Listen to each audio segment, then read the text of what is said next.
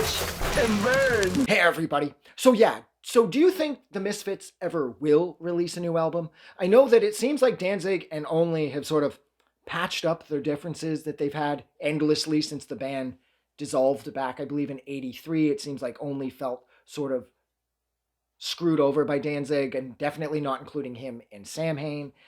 And then, of course, Only beats him in court back in the mid-90s for the rights to play the songs live, as well as to release new music under the Misfits moniker.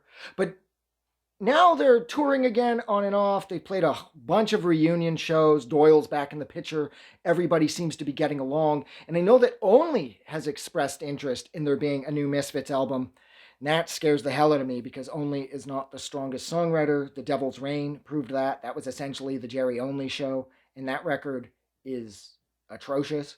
So I'd be totally up for a new Misfits album as long as Danzig was writing it.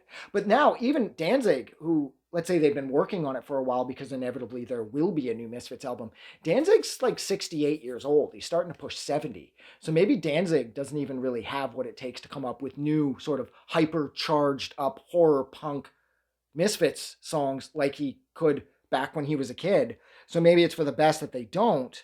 But at the same time, it would be kind of cool if they did, because I don't know if it really matters if the record's not even that great, because I don't think you could really hurt the Misfits' legacy. They've contributed so much to the history of music. Like, I mean, that band, they haven't technically released a bad song.